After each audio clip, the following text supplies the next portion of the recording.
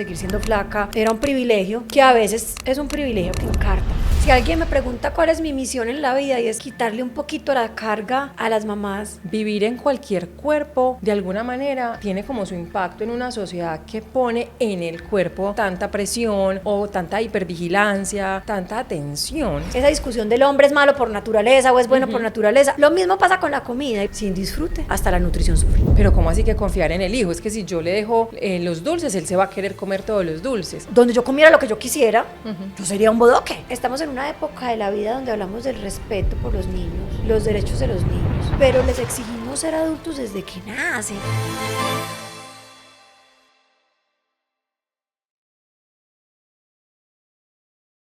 Hola, bienvenidos a este nuevo episodio. Aquí vamos a tener una conversación con Ana Cristina Gómez, médica, pediatra, magíster en nutrición, quien ha enfocado gran parte de su carrera en educar a papás y a jóvenes o adultos en cómo tener una mejor relación con la alimentación. Ana nos va a contar con más detalle, pero estamos muy felices de tenerla aquí. La verdad es un honor que podamos compartir este espacio con ella, porque ella, desde su práctica de tantos años como médica, pero como mamá también, tiene una experiencia invaluable y que además, para el cuerpo que somos, es muy afín con nuestro mensaje. Porque a la final, Ana nos contará, pero sé que ella se enfoca mucho en en que las personas tengamos una mejor relación con la alimentación. Pero la idea de hoy es entender eso, cómo se come, cómo se hace, e incluso para los papás que nos están escuchando hoy va a ser muy útil, porque sé que muchos de nosotros como papás vivimos muy confundidos con estas presiones de ser muy buenos papás, y en ese camino también hay veces como que nos montamos muchas cargas de querer que, además de todo lo que implica la maternidad y la paternidad, de cómo hacer que nuestros hijos coman bien y qué significa eso de comer bien, pero que además se nutran, que estén sanos. Todos queremos eso, pero hay veces nosotras, desde el cuerpo que somos, hemos sentido que perdemos el rumbo, como en este afán de hacerlo todo supuestamente tan perfecto. Creo que también cometemos errores, presionamos mucho a nuestros hijos, y Lili y yo, que trabajamos tanto desde el área de la salud mental, vemos mucho las implicaciones que hay, pues, en la salud mental, en la salud, pues, integral, pues, de las personas, cuando hay unas exigencias de tanta perfección o de tanto control o de irnos a los extremos. Pero bueno, vamos a hablar de todo esto en este episodio. Queremos darle ahora la bienvenida y la voz a Ana. Ana, súper bienvenida. Estamos muy felices que estés compartiendo este rato con nosotros. Muchas gracias a las dos. Ay, qué rico. Lili, nos conocemos hace rato ya. Sí. Hemos como navegado paralelamente en muchas cosas. Y yo me autoinvité. Pues nosotras felices de tenerte. Yo le dije, no, estoy oyendo, ¿cómo así que podcast? ¿Cómo así que ya voy un par y me han gustado? Siento que debería estar ahí. Ana, igual tú estabas en nuestra lista de invitados. Así es. Porque muy importante transmitir un mensaje más tranquilizador frente a lo que es comer bien. Yo creo que ese es, si alguien me pregunta cuál es mi misión en la vida, y es como quitarle un poquito la carga a las mamás en lo que se respecta a la crianza alimentaria con los niños. Entonces, como hacerlas pensar que comer bien se siente rico, es tranquilo, es suave, es más simple de lo que muchas veces pretendemos. Así que es. Creo que es algo que nos está quitando mucho tiempo y energía como mamás. Así es, creo que le estamos dando mucho foco y mucha hipervigilancia a la alimentación hacia nuestros hijos. Pero antes de adentrarnos un poco en estos temas, Ana, sí nos gustaría que empezáramos hablando un poquito de ti. ¿Cómo ha sido esa relación con tu cuerpo y la comida a lo largo de tu vida? Bueno, yo ya tengo más añitos, entonces yo soy una flaca. El apodo mío de hecho mucho tiempo fue la flaca. Una flaca en una época de la vida que ser flaca no era tan chévere. ¿Cierto? Okay. Era todo lo contrario, que carita tan linda pero tan flaca. ¿Cierto? Okay. Y que si se usaban la ropa pegada, pues nada me quedaba suficientemente pegado, nada. Pero creo que no hubo eco en esos comentarios frente a mi delgadez, porque mis papás no se la creyeron, no lo vieron como un problema nunca, no, frente a esas inquietudes de por qué no vas donde una persona que te ayude a engordar, la respuesta de ellos es, vos sos así, pues, ¿qué problema tenés? Siquiera, porque no hubo eco. Yo creo que muchos de los problemas que están teniendo nuestros hijos ni siquiera es por el bullying fuera de la casa, sino porque los papás están convencidos de esa realidad por la que se critica a los niños en la calle. Okay. Y hacen más eco de ese tema y para nada más angustiante para uno que un papá incluso perciba mal la corporalidad de uno y todo, ¿cierto? Claro. Entonces para mis papás no fue un problema que yo fuera muy flaca. No fue un problema, lo fue asumiendo como con tranquilidad, se fue convirtiendo en un privilegio, porque ya ser flaca a una edad donde hay cambios corporales y cosas de esto y seguir siendo flaca, era un privilegio que a veces es un privilegio que encarta. Porque Cuéntanos es que si por tu qué. apodo es ser la flaca, no puedes dejar de ser flaca. Claro, ahí hay una presión. Claro, que no sé si en tu experiencia corporal a lo largo de los años has sentido que tienes que permanecer flaca para seguir siendo la flaca. Y es que hasta cuándo, porque es que claro, uno oye la experiencia, doctora, yo era igualita a usted hasta que yo nequé, doctora, es que tuve hijos, entonces siempre es como, ¿cuándo irá a ser pues que ya va a dejar de ser así? O sea, con los embarazos o en la adolescencia o con los 30 o ahora ya casi con los 50, ¿cierto? ¿En qué momento va a dejar de ser esto? La primera experiencia que tuve como de cambio corporal fue cuando me fui ya estudiando medicina a hacer un intercambio de 6 meses a Estados Unidos, a un hospital de niños en Estados Unidos, y gané peso.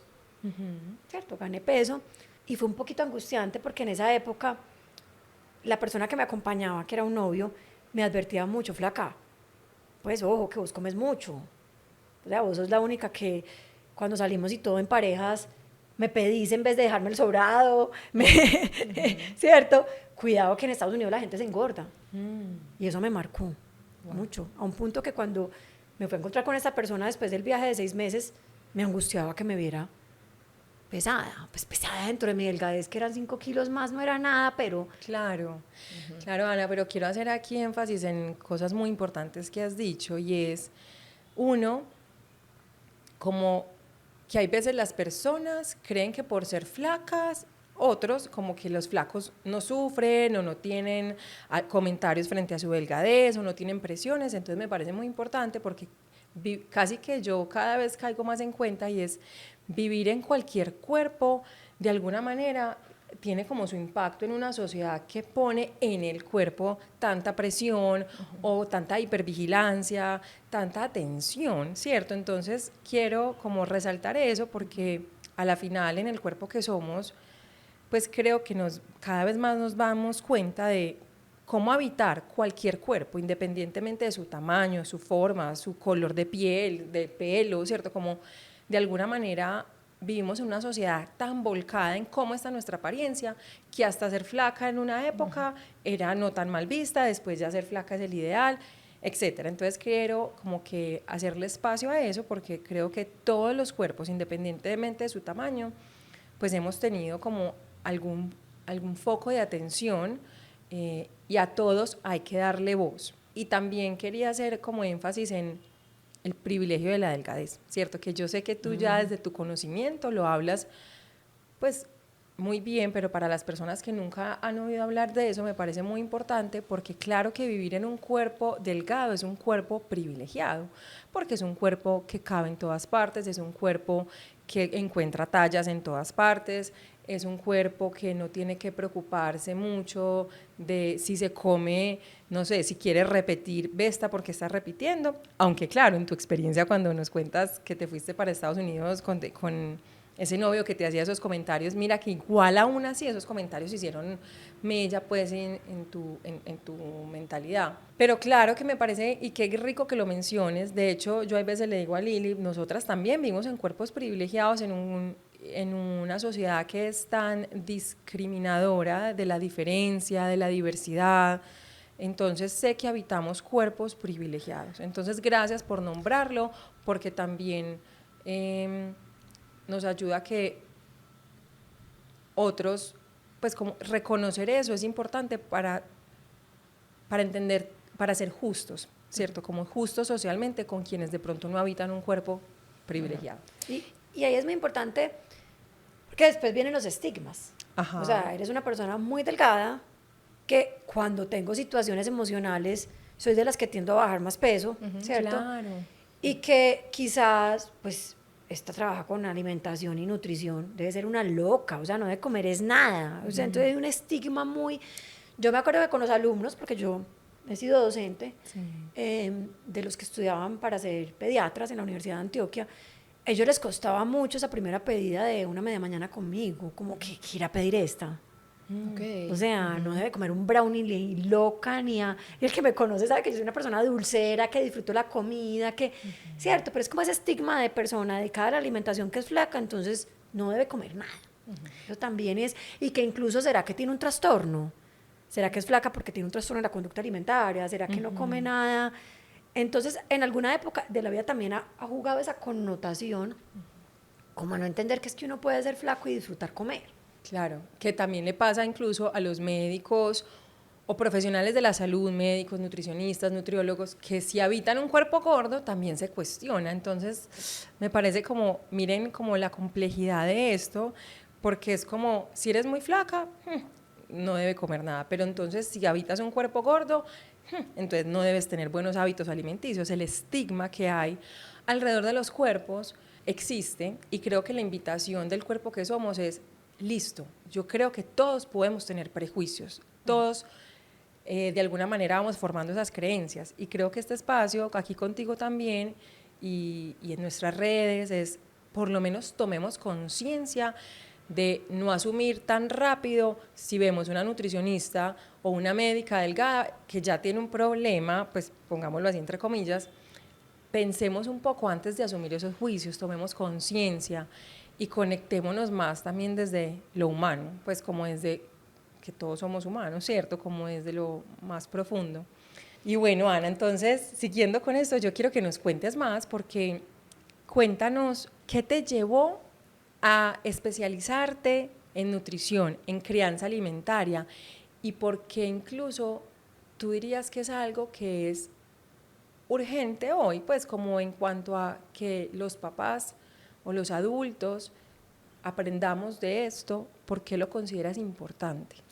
A ver, ¿qué me llevó? Yo siempre he sido una persona muy inquieta, muy estudiosa, era muy masa, me encantaba la biología, entender, aprender, pero hija de un pediatra, pediatra de mucha gente en la ciudad, y creo que algo de eso me llevó a ser pediatra. Ahorita estaba diciéndoles que de pronto yo ya estaba cansada de ser pediatra, porque es que llevo siendo pediatra desde los 8 años, llevo viendo pacientes en la casa, Claro. llevo viendo, perdiéndonos los viernes porque el paciente, ¿cierto? Muy amante de la genética, de la endocrinología, y recuerdo que cuando empecé a ser pediatra, como que tenía la endocrinología en mi cabeza como la subespecialidad que quería hacer.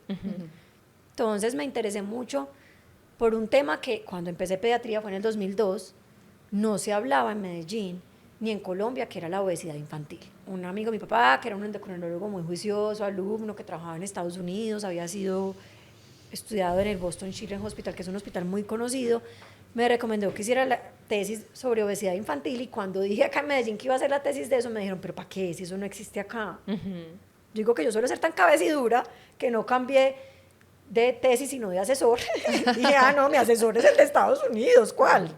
Voy a hacer la investigación en esto, y me fui enamorando de la nutrición. Me di cuenta que me encantaba pesar, medir, interpretar el crecimiento, entender un montón de cosas. La tesis se hizo, fue una tesis que incluso ganó un premio. Gracias a esa tesis pude estudiar y me gané una beca para estudiar. Wow. Entonces me fui a estudiar a Chile nutrición infantil, ¿cierto? Pero suelo decir que yo llegué a la nutrición desde una mirada muy distinta, como la consecuencia de una construcción ya más plena mía. Yo ya era una persona más grande, yo ya tenía... ¿Cuántos años tiene uno cuando termina? Casi 30 años, 28 años cuando terminé mi especialización en pediatría, 27 años. No llegué a los 17 a estudiar nutrición ni nada, sino que fue como algo más desde la idea genuina de acompañar a los niños, ¿cierto? En un montón de problemas que se presentan frente a su comida. Muchas veces me pregunto cómo hice para sobrevivir la maestría en nutrición, porque es complejo. Es poner demasiado el foco en la comida. Ok. ¿cierto? Es aprender de alimentos, de nutrientes, de calorías, de metabolismo, muy poco de las personas que comen, suelo decir eso. Ajá. No sé cómo esté ahora y si le estemos parando más bolas a eso, pero cuando yo estudié nutrición no se hablaba nada de las personas que comen comida, como personas, como sujetos, ¿cierto? Más que su cuerpo, su biología, su metabolismo. Había tabús donde estudiábamos, había mucha gente que era pesada en el instituto donde estudiábamos y se operaba porque ser pesado no era una opción. Entonces hablaban de la persona que se operó, del yo no sé qué, porque es que ser pesado y trabajar en un instituto dedicado a la nutrición es un cuento, Claro. Sí. ¿cierto? Pero yo seguí siendo muy tranquila y yo creo que sufrí mucho con la crianza que me habían dado mis papás con respecto a la comida, porque yo pensé que mis papás estaban muy equivocados, que mis papás me habían equivocado, muy libre con la comida. No pensando tanto en eso, como algo que habría que pensarse demasiado. Y muy tranquila con la comida. Entonces, en esa época donde la idea de control con la comida es como algo que uno va asumiendo y que no puede ser algo como tan a la ligera, sino que hay algo que pensarlo más y vivirlo más, casi que pues que uno tiene que ser nutricionista para comer. Pensé que mis papás estaban muy equivocados, pero eso me protegió durante la especialización. Cosas como que ir a una cadena rápida de hamburguesas, eso era un tabú si uno estudiaba nutrición. Para mí eso no era ningún problema. Yo disfrutaba igual mis papitas, mi pan, Tu hamburguesa. Se llegó la segunda ganada de peso estando lejos de la casa y no fue tan horrible, ¿cierto? Y llegué a Medellín, toda una médica, pediatra, especialista en nutrición infantil, a una edad en la que ya se venía una edad como además de pensar en la familia, en otras cosas, de eso, por eso volví, de hecho, porque yo me iba a quedar allá haciendo un doctorado en Chile y no me veía como en mi futuro en Chile. Y tengo un papá que es muy lindo. Sí. Yo eso lo reconozco mucho porque ha sido un papá que ha sido muy pionero en todo. Y habló de Carlos González en la época que acá no se habla de Carlos González, ¿cierto? De crianza respetuosa, de un montón de cosas, de cuestionarse si el qué hacer. Y sí recuerdo que me dijo, Ana, ya que estudiaste esto, tenés que conocer el Instituto del INSATER. Fue él el que me presentó el Instituto del INSATER. Okay. Es una persona muy curiosa, muy adelantada para su tiempo en las cosas. Y listo, pues, el INSATER. Porque claro, uno llega con ciertas cosas como locas, como de, bueno, entonces cuando yo tengo un hijo, le voy a dar zanahoria y van a empezar que las zanahorias son las papitas, y como unas cosas locas, yo no sé, como... Pero aterrizarme y conocer el INSATER, que es un instituto fundado por una nutricionista terapeuta de familia, conocerla antes de ser mamá fue tan importante, tan importante porque muy pronto me deconstruía esa mirada de la nutrición ligada al alimento a pensar que la alimentación tiene que ver más con el cómo se come que con el que se come. Sí. Ahí llegué. Llegué con facilidad. En el 2017 me entrené con ellos en Madison. Me fui a hacer un workshop de una semana. Y en el 2020, en pandemia, que tuve un poco más de tiempo, me hice afiliada al Instituto del INSATER, que correspondía pues uno seguirse viendo con ellos semestralmente, semanalmente, durante un semestre, y entender la alimentación desde un punto de vista completamente distinto. Entenderla como las habilidades que se tienen a la hora de comer, más que el control con la comida, como algo más desde la confianza. Yo no sé si cuando uno estudia filosofía en el colegio, esa discusión del hombre es malo por naturaleza o es bueno por naturaleza, lo mismo pasa con la comida, y para mí las personas por naturaleza somos buenas para comer.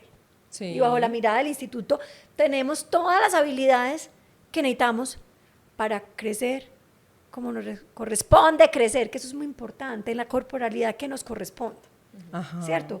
Yo tengo la sabiduría para comer como me corresponde comer, para crecer como me corresponde crecer, ¿cierto? Y esa apuesta más en la confianza y que soy buena para la naturaleza para comer, que no soy una persona, o sea, mi hijo no es un niño que tengo que adoctrinar y acabarle su instinto natural para que coma bien, sino que antes tengo que lograr que persista en su naturalidad.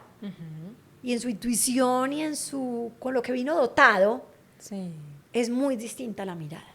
Que me encanta, Ana, esto que dices, porque de alguna manera se alinea demasiado con nuestro enfoque de alimentación intuitiva, que son dos modelos diferentes, porque el de Lynn Satter es un modelo más de crianza alimentaria, que quiero que hablemos de ese.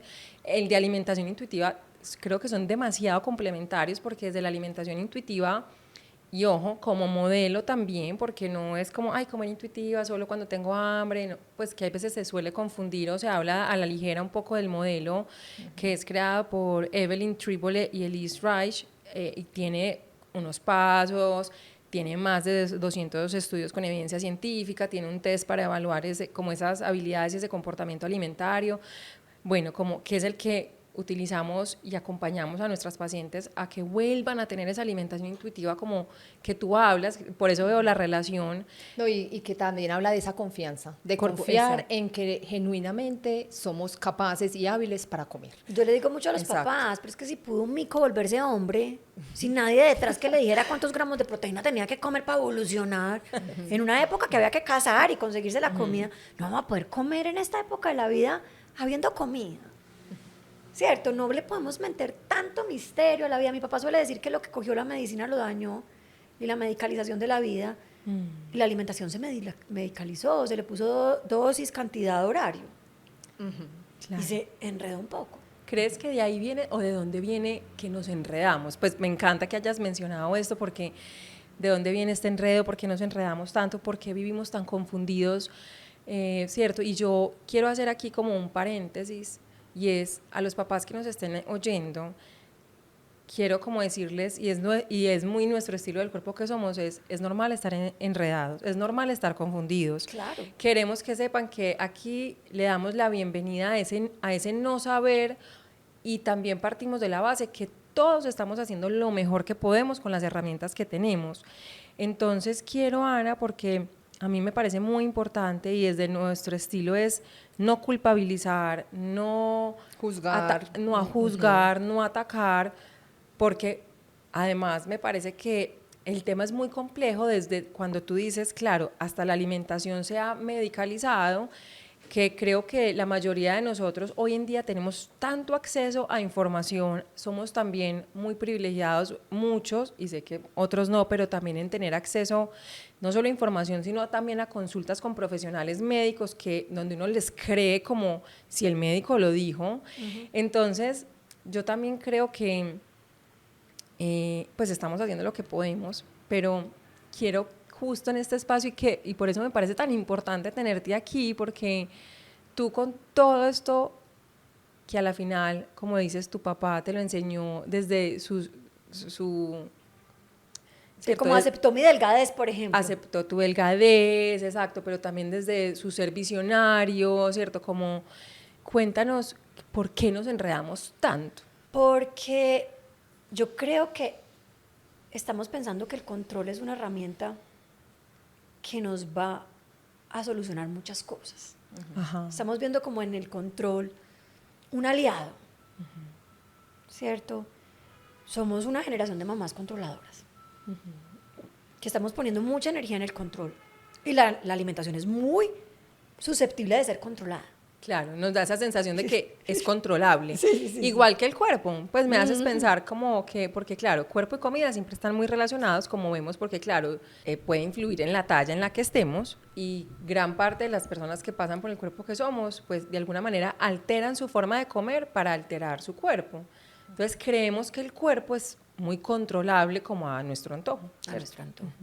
Entonces, claro, empezó un momento donde se tuvo que determinar cómo comía un niño que no era lactado, porque es que antes se morían si no eran lactados, porque no había nada para darles. Empezó el boom de las fórmulas infantiles, incluso una época en la que se consideró que era mejor tomar fórmula infantil que leche materna, pero entonces a eso hubo que empezarle a poner horario, dosis, cantidad, ¿cierto? Entonces empezó una época de la vida donde hay que comer cada tantas horas, tanta cantidad, que son cosas que no se derivaron de ciencias.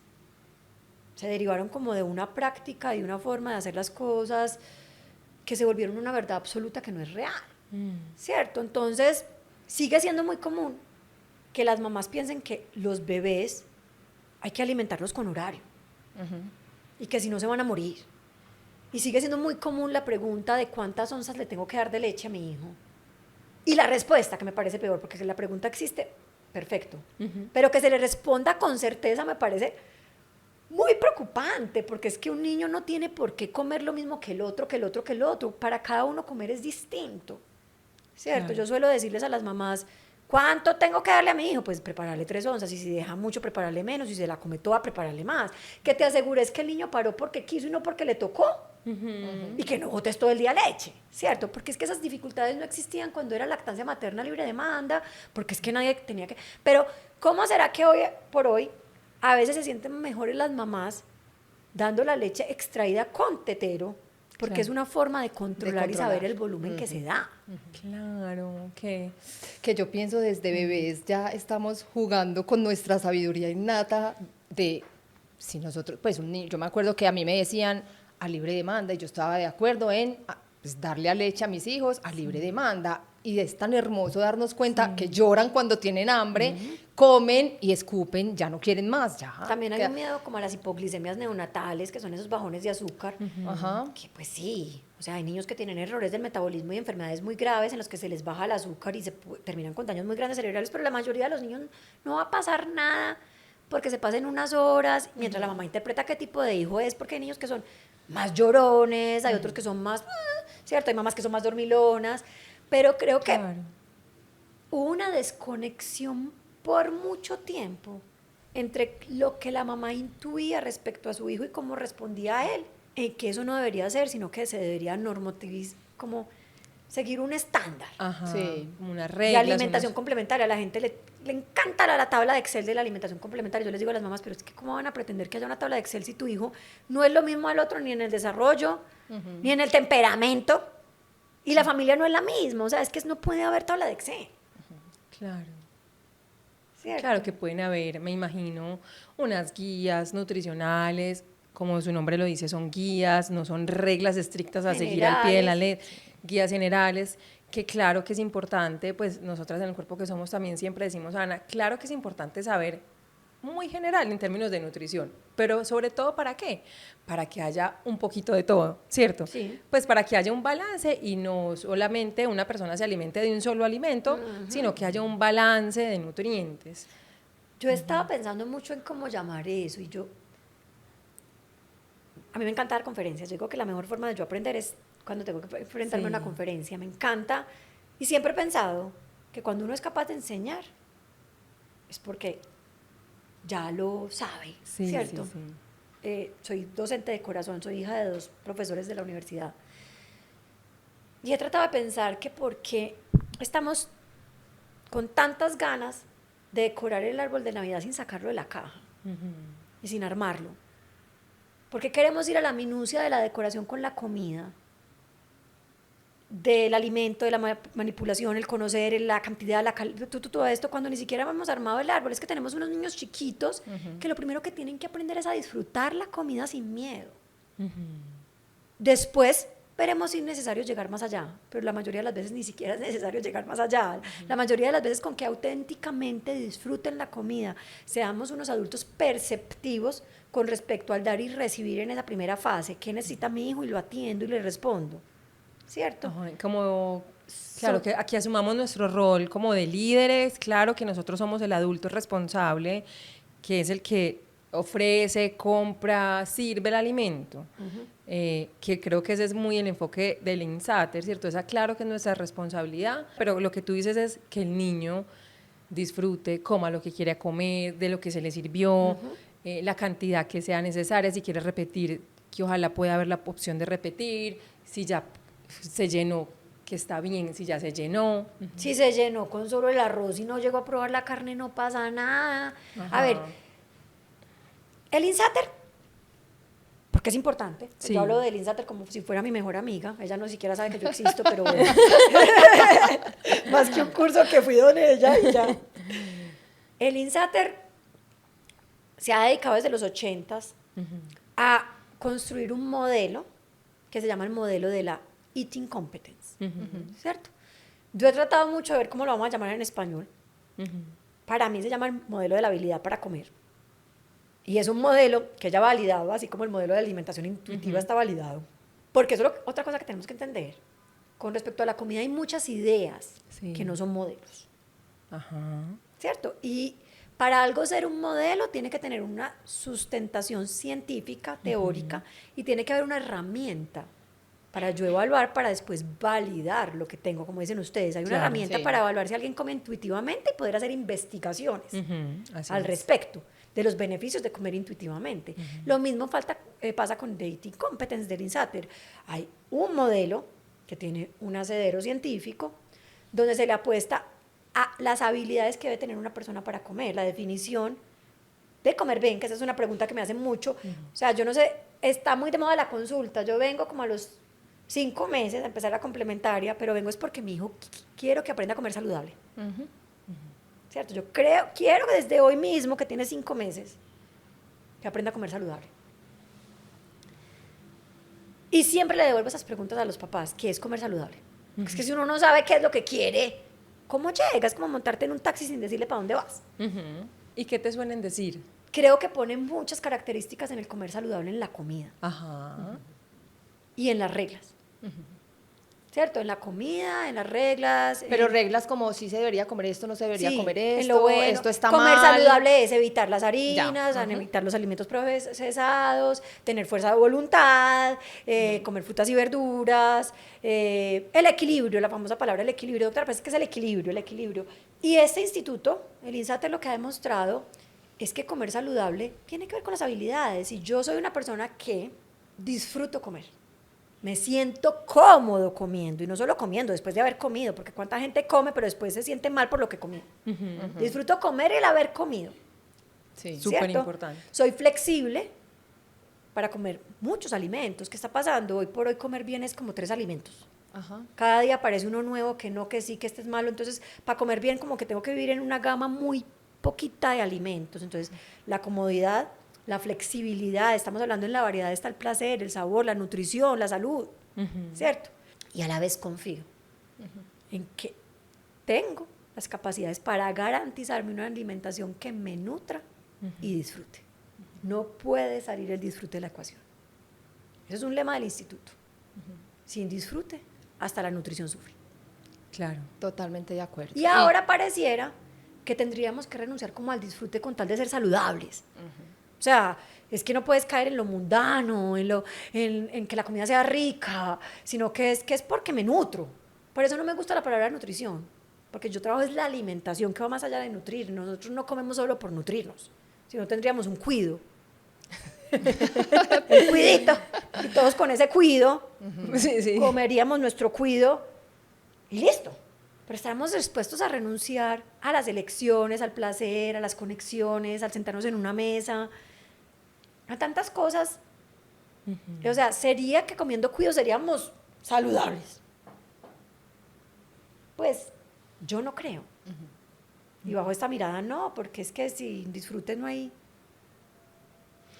salud alimentaria. Total, Ana, yo estoy de acuerdo contigo, te oigo y digo sí, a todo sí.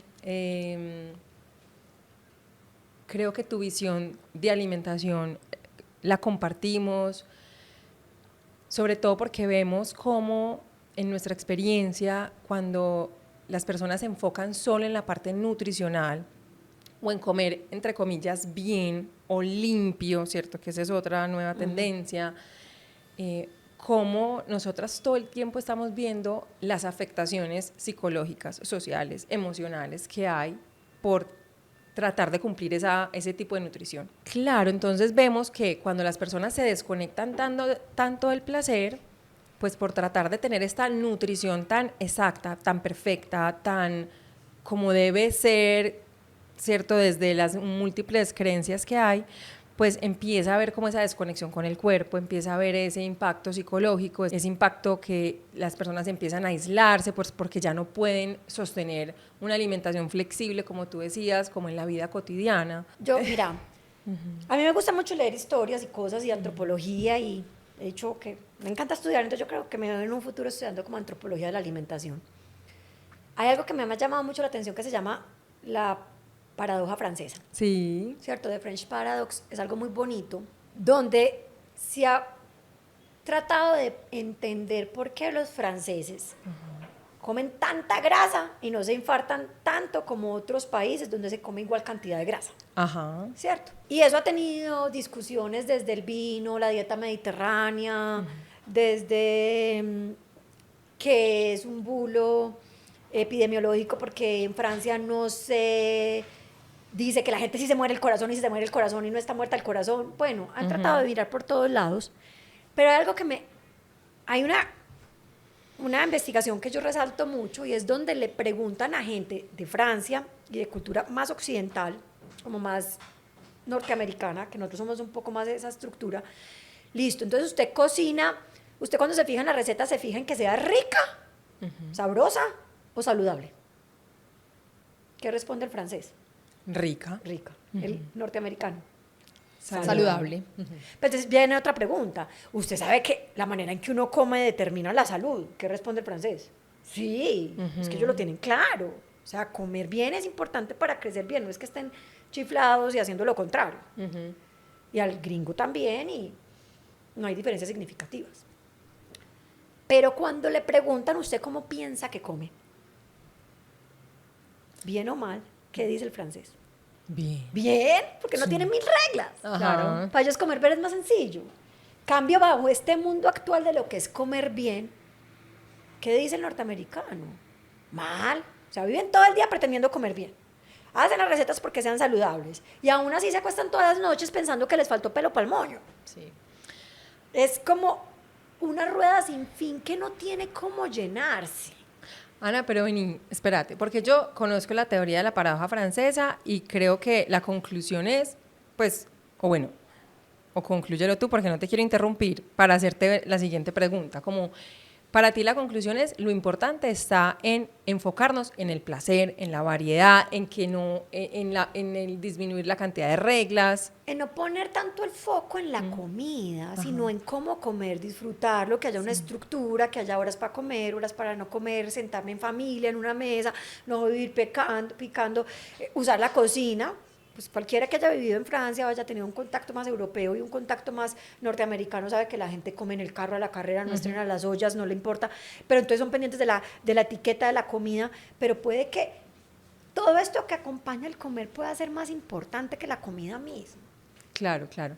Sino que yo me estoy imaginando como personas con las que yo he conversado y me han debatido, entonces, claro, la gente se imagina como la cultura americana, también una cultura muy gorda, ¿cierto? Donde ha habido, pues, ¿cierto? Muchos temas. Yo a veces nos debatimos mucho de utilizar la palabra obesidad, Ana, pues porque puede ser muy estigmatizante para algunas personas por la asociación con la patología. Entonces, también tratamos de ser cuidadosas.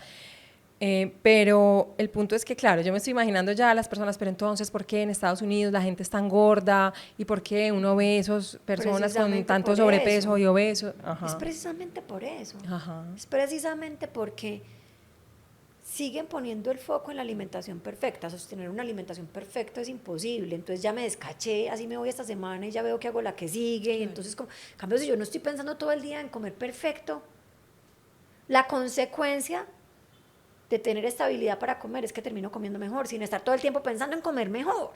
Y no me doy palo por comer mejor o no. Es algo más natural que se va dando, porque lo que yo tengo que tener es habilidades para comer. Bueno, y cuando tú hablas de habilidades para comer, ¿cómo se desmenuza eso? Es decir, ¿cuáles son esas habilidades? Yo, ¿cómo puedo tener una mejor relación con la comida y para Yo las llamo las 4 patas de la mesa, ¿cierto? La comodidad, me siento cómodo comiendo. Mucha gente no disfruta comer. Hay gente que toda la vida la obligaron, la hicieron comer y casi que le dicen a un doctor, es que a mi hijo me pusieron la comida por vena. Eso pasa. O hay gente que se siente muy mal por su disfrute de comer. Es que yo no tengo control, yo me siento en una mesa y si yo comiera como yo comiera sería, ¿cierto? Entonces son personas que no se sienten cómodas. Entonces la comodidad es la primera pata. La segunda pata, la flexibilidad, disfrutar comer diverso, variado, ¿cierto? La confianza, confiar en mi barriga.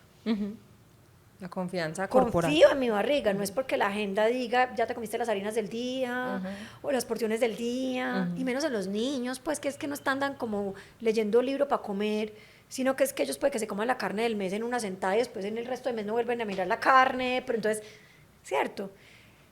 Confiar. Yo creo que las porciones son una tara del mundo contemporáneo y es demasiado sospechoso que comamos tan predeciblemente los adultos porque todos los días son muy distintos. Claro, en gasto energético, sí, en condiciones emocionales, y por eso los niños son así, porque son más auténticos en su...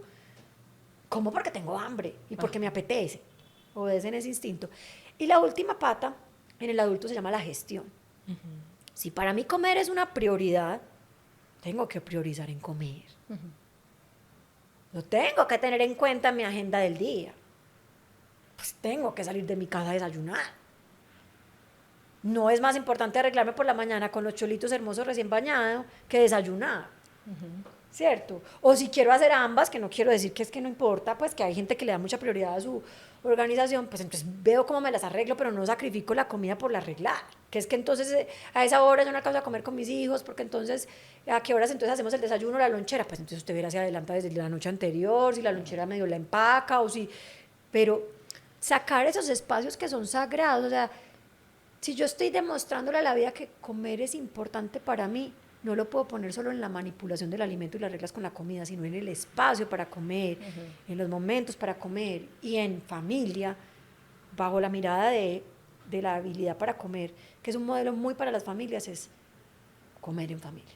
Yo a veces, el sábado le tuve que dar una conferencia, pues le di una conferencia a los endocrinos infantiles y les decía por qué escribimos en una hoja evitar azúcar, evitar dulce, evitar harinas, y no escribimos coma en familia. Yo creo que impactamos más con comer en familia. Y lo damos por sentado y no pasa con tanta frecuencia. Y comer en familia es sentarse en una mesa, compartir el mismo menú. Sí, no para todos, no la comida una comida para uno, no, otra comida para para esta otro. hora no, y entonces que para mí es el batido, y entonces que yo a esta hora no desayuno, no me entra, doctor. No, es el mismo menú. Cada cual verá qué coge de ese menú que está puesto en la mitad, ¿cierto? Entonces y en el niño, pues el adulto es el que tiene que gestionar la comida. Ya cuando adultos gestionamos. O sea, hay que pensar. No es que querés, no es ir como cogiendo comida.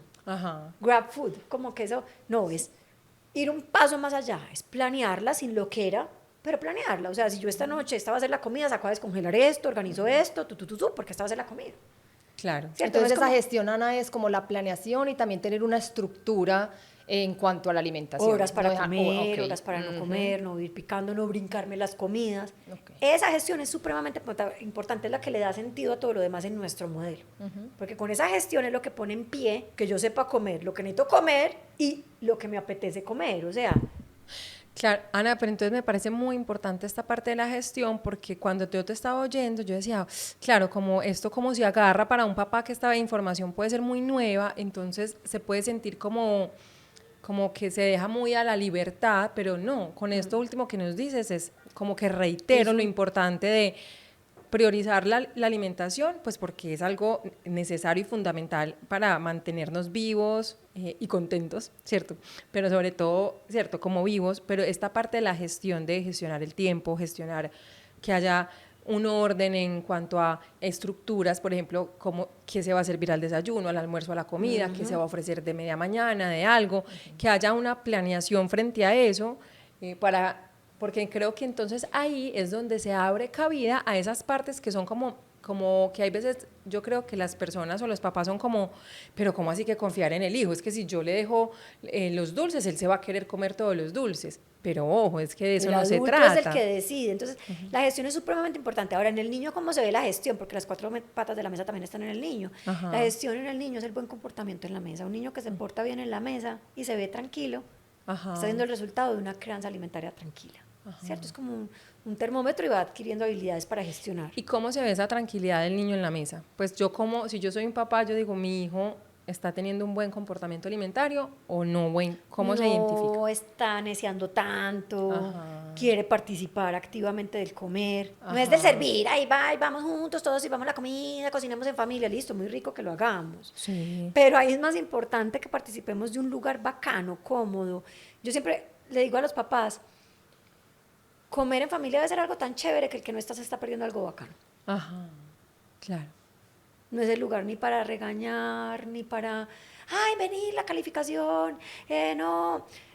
Es un lugar ni para hablar de la comida, comete eso primero, después lo otro, no. O sea, es un lugar... porque ahí ponemos presiones y ahí es donde empiezan esos juegos de poder, que ahí empiezan temas como de que se vuelven muy conflictivos. Nosotros lo vemos ya con nuestras pacientes adultas, que es como mi mamá entre más me decía que me comiera eso, yo más resistencia ponía, ¿cierto? Porque aparecen en los niños Esas personalidades que ponen resistencias, pero es que hay personalidades complacientes. también. Obedientes. Complacientes, y mi mamá dice que yo ya tengo que comer más, así esté lleno, yo no estoy llena, el que estoy equivocado en mi llenura soy yo. Claro. Así es. Entonces aprender a entender. Muchas veces se dice, por ejemplo, las personas delgadas en la niñez, doctora, es que yo era flaca hasta que me engordé con unas vitaminas que me dieron. No fueron las vitaminas, fue lo que hicimos contigo, fue ignorar que tu delgadez era normal para vos, no era una desnutrición, eras flaco, pare de contar, ¿cierto? Ni ser pesado me hace ser obeso, ni ser flaco me hace ser desnutrido, ¿cierto? Hay que tenerlo en cuenta en un contexto de crecimiento en el tiempo y de lo que se haga de una buena historia clínica y un interrogatorio, pero si todo el tiempo yo veo un crecimiento y desarrollo, una cita con un pediatra, le está diciendo a la mamá que yo estoy flaca, flaca, flaca, flaca, mi mamá quiere sacarme de esa flacura, como sea, ignorando mis señales de saciedad. El aprendizaje para mí, si no complazco, si soy complaciente, es que puede que yo ya niegue mi llenura. Claro. Entonces ni se aprendo a escucha. comer, porque es que entonces me tengo que comer, doctora, es que yo soy gordita, pero yo me tengo que comer todo porque a mí sí me enseñaron que me tenía que comer todo. Sí, la cultura del plato limpio, dejas el plato limpio y no te paras hasta que no termines. Es una persona que probablemente esa señal de llenura no la va a escuchar. Pues Queda inactiva. depende de la personalidad, porque en el Instituto del INSATER es muy importante el neurodesarrollo del niño para alimentarlo y el temperamento. Ok. Es que el temperamento determina muchas cosas. Hay otro que se para en las 4, como niños que me dicen a mí en el consultorio, a mí mi papá me deja 2 horas ahí hasta que termine, y lo que no se da cuenta es que a las 2 horas me paro habiéndome comido lo mismo. Ajá. Y allá me quedo. Ajá, Pero hay otro ok. que con tal de complacer a sus papás, se come todo divino. Y Claro. ¿cierto? Entonces, y ninguna de las dos cosas es buena. Ninguna. Ni el que instala la lucha de poder, que puede dejar de comer, aún teniendo hambre, por no darle la razón. O la gente que le dice a uno es que mi papá y mi mamá eran obsesionados con las verduras. Yo, con tal de no darle la razón, no las probaba, y ya grande las probé y son hasta buenas. Así es. ¿Cierto? Entonces, el mensaje ahí es que necesitamos adultos que lideren el proceso. Porque entonces ahí esa es la siguiente pregunta. ¿Cómo Claro. hago para cultivar la habilidad para comer en un niño?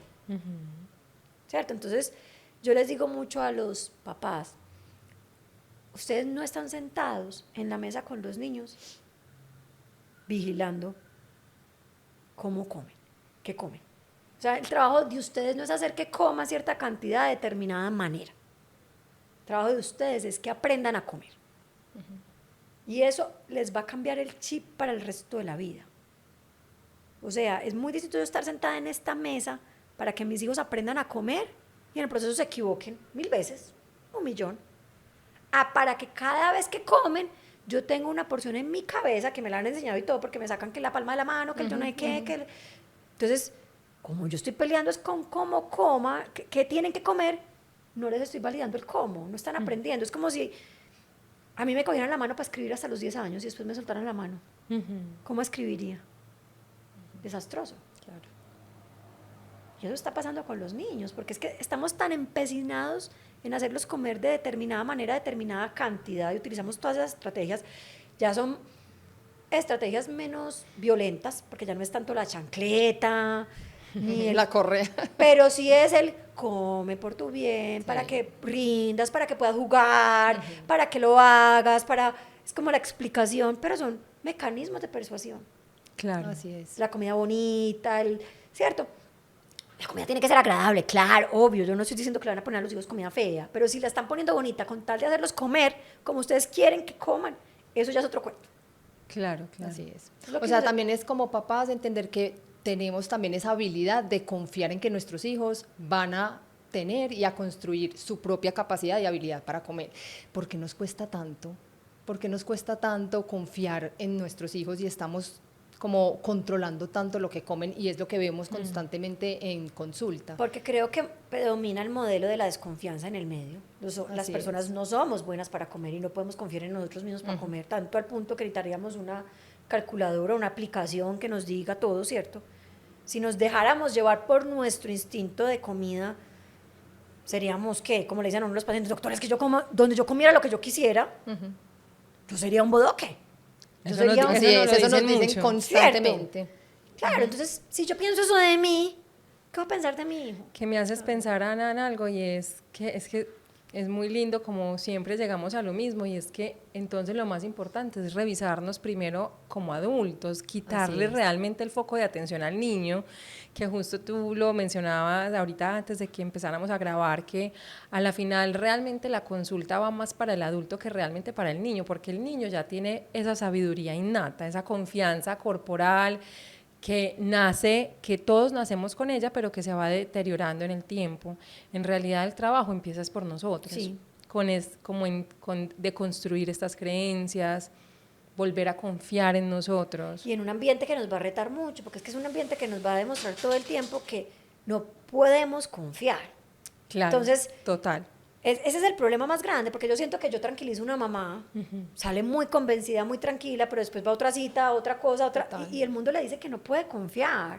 Entonces, los videos donde no puedo confiar, el cosas de no puedo, entonces es como decir, pero entonces esta doctora se chifló, pues o sea, porque está hablando de una confianza en una cosa que no puede haber confianza, ¿cierto? Vuelvo al mecanismo del control. Es entender que el adulto lidera. Nadie está diciendo que se hace lo que quiere, incluso la crianza negligente donde el adulto no lidera, o permisiva donde el adulto hace lo que el niño quiere, cuando quiere y como quiere, no es adecuada. Estamos hablando de una crianza que hemos pensado en cómo llamarla democrática, perceptiva, donde el adulto lidera. O sea, es responsable de lo que se pone en la mesa. El adulto lidera teniendo en cuenta la autonomía del niño. Claro. Entonces el adulto decide qué se come. Yo hago los menús. Yo tengo en cuenta al niño, pero no hago todo por el niño. O sea, no solo cocinamos lo que quiera el niño. Sí. Acá no se volvió a comprar eso, porque no es que como el niño no lo come, no lo volvimos a comprar, como así. Casi que es un lema un poco egoísta, cocine pensando en usted. No cocine pensando en el niño. ¿Cierto? Cocine pensando en usted, tenga en cuenta al niño. O sea, usted no le va a poner ahí por primera vez paella con hígado y papa rara, ¿cierto? Picante. Ojalá que ahí haya un pan, porque es que si no quiso, pues que eche mano al pan, ¿cierto? Algo conocido que habitualmente consuma y le echa mano de eso, ¿cierto? Entonces, el adulto decide qué come el niño. El adulto decide cómo, en un ambiente agradable, sin distracciones, ¿cierto? El adulto decide cuándo, hay horas para comer y horas para no comer, ¿cierto? Porque es muy importante nosotros como adultos no sabotearnos. Si yo quiero que un hijo aprenda a comer, lo que tengo que lograr por lo menos es que llegue con disposición a la mesa. Si llega medio lleno o pasado del hambre, me estoy saboteando. Claro. Entonces tiene que llegar con cierta disposición para comer, y el adulto decide qué, cómo, cuándo y dónde, y el niño decide si come o no, quiero comer o no quiero comer, cuánto come, ¿cierto? Y qué come de lo que está puesto ahí. Yo hablo mucho de la comida en el centro. Sí. Y que ellos vayan eligiendo. Sí. Pero es que porque me dejaste la carne servida ahí, que ya se volvió casi que para botar, es un desecho. Es que yo no me la pensaba comer, yo no me la iba a poner ni siquiera en el plato. ¿Cierto? Y sabes que yo escuchándote, Ana, como la complejidad, yo creo que en este mundo y en este momento, con tanta información y bajo todas las reglas que se pueden tener frente a la comida, que digo, desde este enfoque, desde el cuerpo que somos, esa invitación a revisarnos, cómo eso también va impactando en qué le estamos dando a nuestros hijos de ejemplo en nuestra relación con la comida, pues porque claro, nosotros somos los gestores, los responsables, pero si partimos de que tenemos un montón de reglas, lo que sí debería, lo que no debería, lo que puede el niño comer, lo que no puede comer, también ese mensaje que le estamos transmitiendo a los niños es, oiga, no se coma el dulce, no puede acá solamente se come esto. Entonces, ¿cómo? Pues como que me pregunto, Ana, para los papás que nos están escuchando, ¿cómo podemos casi que volver a esto que tú dices, a esta habilidad, a esta confianza, a conectarnos en un mundo donde hay tantas reglas y tanta restricción, y qué impacto esto puede tener en estos chiquitos en un futuro, que veo que tú, me imagino que lo ves constantemente ya en niños más grandes? ¿Cómo hacerlo? ¿Cierto? Yo creo que nos va a tocar generar más comunidad, y soy clara, o sea, mi hermano me lo ha dicho, mi hermano es diseñador gráfico y me ha dicho, Ana, el hecho de que vos no tengas unas redes sociales donde estés dispuesta a hablar de esto a viva voz con todo tu conocimiento y tu formación, es ser parte del problema. Wow, claro, Wow. como que... Como no compartir esto que Sí, tú estás. Ajá. porque cada vez aparece más gente que se forma, ¿cierto? Y valida mucho lo de las reglas y lo de las cosas como para lograr una alimentación saludable, que yo creo que, claro, si ese es el mensaje que se está llevando universalmente, las mamás se están perdiendo. Así Y es. muy, si hasta yo a veces me he sentido perdida y cuestionada. Claro, total, Ana, pero qué rico que estás acá porque yo creo que, por ejemplo, el cuerpo que somos también desde sus inicios quiso y quiere, y por eso estamos haciendo este podcast, por eso no paramos de publicar en redes sociales, que además sé que no es fácil, pero quería como decirte como que me encanta que hoy estés en este espacio donde ojalá muchas personas te oigan, porque nosotros aún, hay veces incluso lo sentimos, aún con la cantidad de seguidores que tenemos, las personas que nos escuchan, sé que tenemos un reconocimiento y aún así sé que estamos enviando un mensaje contracultura, sí, un mensaje disruptivo, un mensaje donde a la gente no le queda tan fácil entender porque es que el adoctrinamiento ha sido muy diferente. Entonces, pues a mí me honra demasiado que tú puedas estar aquí para unirte a esta voz y que juntas construyamos como esta plataforma para enviar un mensaje diferente. Claro, sí, yo creo que sí, es atraernos a pensar diferente, es atraernos como mamás y padres a no sentirnos tan evaluados por el que le empaca un hijo en una lonchera, porque es que ellos se están sintiendo así. Ahorita me lo preguntabas, ¿cómo se traduce esto? Están llegando a una edad donde entran a un middle school, un colegio más sexto, séptimo, y ya les da pena comerse lo que disfrutan comer, porque no se lo deberían comer, pero lo que quisieran comer. Entonces están prefiriendo incluso no comer. Claro, pero entonces creo que aquí voy a hacer un punto muy importante que ahorita lo estábamos conversando antes de grabar, y es que todo esto también empieza a tocar unos elementos muy profundos del ser humano, y es estas ganas de pertenecer y de encajar. Y cómo dejar de comer o ya no comer lo que me gusta, sino lo que otros comen, se empiezan a volver prácticas por encajar y por pertenecer, que nosotras en el cuerpo que somos siempre decimos, todo ser humano, el mayor miedo es a ser rechazado. Todos queremos pertenecer, todos queremos encajar. Ninguno de nosotros no queremos ser vistos porque es una experiencia humana muy dolorosa. Pero ya cuando, claro, entonces el tema empieza a ser jugar con la alimentación y las implicaciones de salud física y mental que eso tiene, ay, como que tan retador. Pero además pongámosle una capita más de complejidad, y es que los papás también queremos que nuestros hijos sean aceptados. Entonces, con el ánimo de protegerlos, con el ánimo de cuidarlos y protegerlos, también terminamos haciendo como estas cosas de someterlos quizás a una dieta restrictiva a una temprana edad, o empezar incluso a nosotros caer como papás o adultos envueltos en prácticas de alimentación que incluso se alejan de nuestra cultura o de nuestra familia, como porque nuestro hijo encaje en X o Y grupo. Entonces, como que digo, le agrego otra capa de complejidad, pero es con el ánimo de ver que como adultos tenemos aún más la responsabilidad de no caer como en las trampas de las modas, de estas tendencias de alimentación, fitness, de ser como muy criteriosos, Claro, Ana. porque es que someternos nosotros como adultos a algo de eso, pues yo ya veré si me someto, ¿cierto? Pero es que traerme conmigo un niño detrás,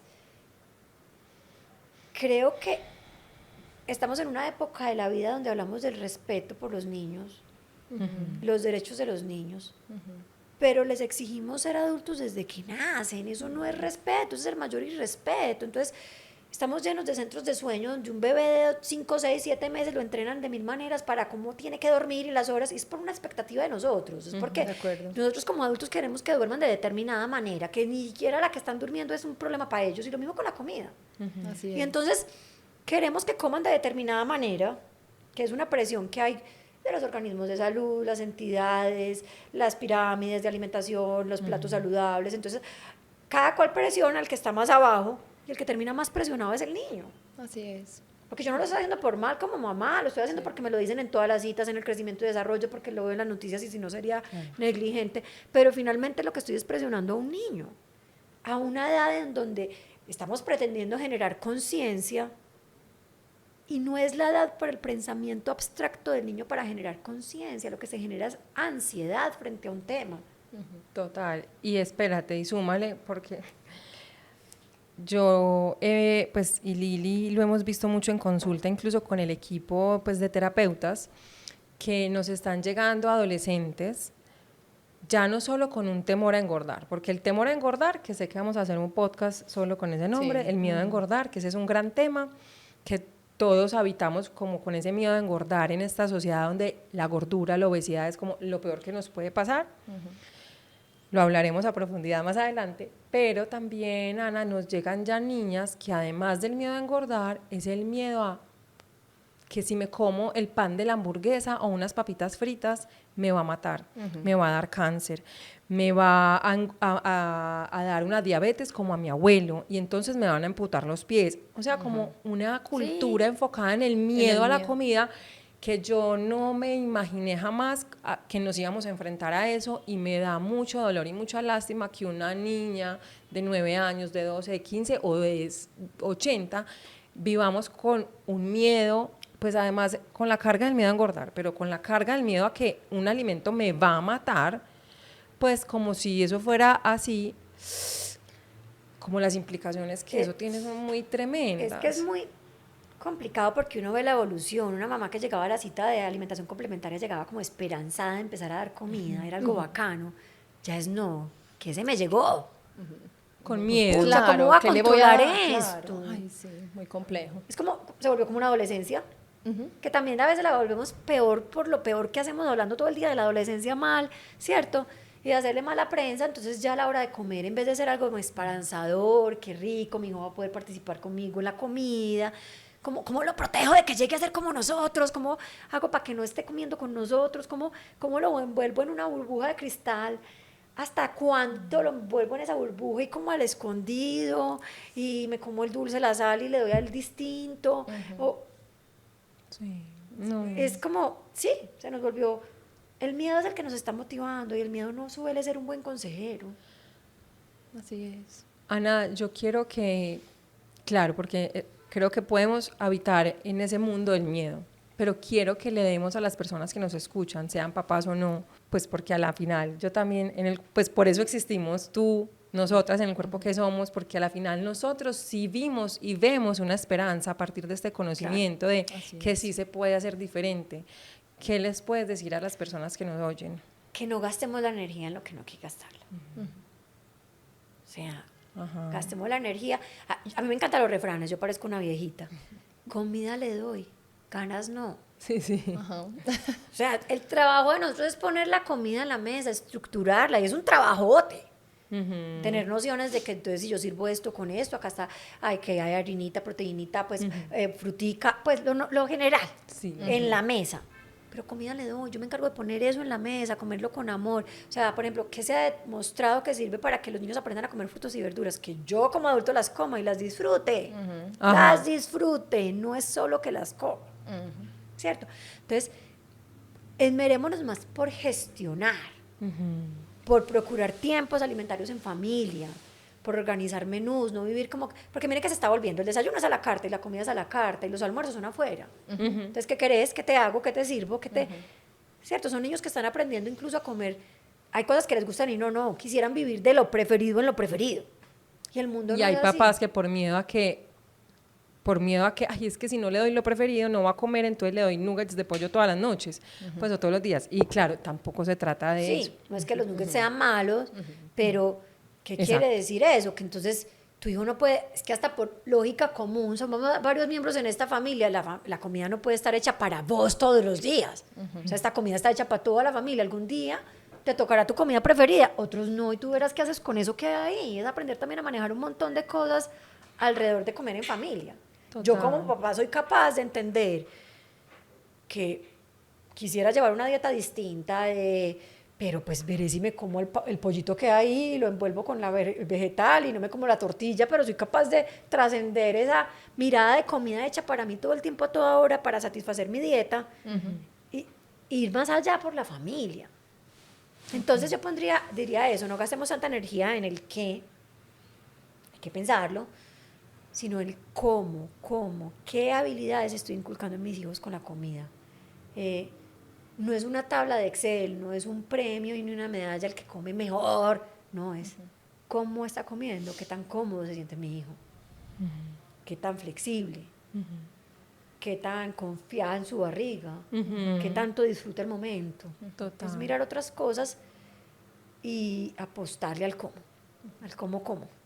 Me encanta. Súper, me encanta, Ana. Ana, gracias. Yo creo que tendremos segunda parte porque de estos temas se pueden hablar y nos podemos extender, pero gracias por estos mensajes, gracias por estar acá, gracias por compartir con todas estas personas que nos siguen. No sé si nos dejas tus datos, tus redes sociales para que las personas se puedan poner en contacto contigo si quieren un asesor. Está como.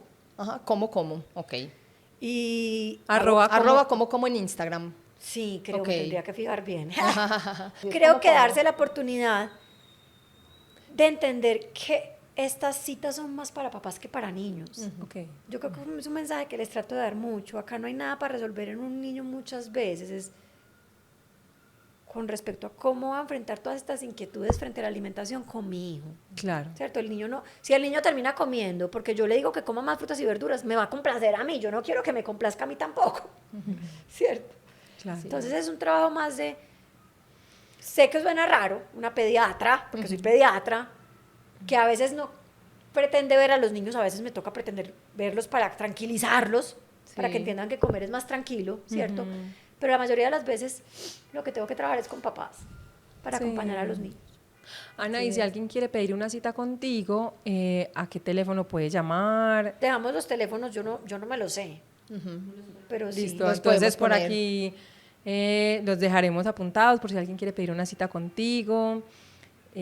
Bueno, Ana, no, muchísimas gracias, estamos felices de que nos hayas acompañado, de que te unas a ser también parte de esta voz, como que queremos que la gente oiga, entienda, sepa que sí se puede vivir más libres, más tranquilos, más en paz con el cuerpo y con la comida, y sé que con tu acompañamiento y con escuchar este podcast y con las herramientas que también les puedes dar, puedes ayudar a muchas personas. Ojalá más personas puedan tener acceso a esta información para que de verdad se den este permiso de vivir más libres y tranquilos. Entonces, Ana, gracias por ser esa voz. Muchas gracias por la invitación, muchas gracias. Ay, no, gracias a ti. Me siento muy bien de estar acá. Ay, sí, qué rico. Tú sabes que siempre bienvenida en este espacio, en el cuerpo que somos. Nos vemos en un próximo episodio. Gracias por escucharnos. Nos gustaría mucho que nos dejen sus comentarios en todas las plataformas, YouTube, Spotify. Y si tienen más preguntas o quieren que tengamos algún invitado que de pronto aún no hayamos identificado, por favor dejen también sus recomendaciones, que nos encanta seguir ampliando las voces para que podamos vivir más libres y tranquilos en nuestro cuerpo y con la comida. Muchas gracias.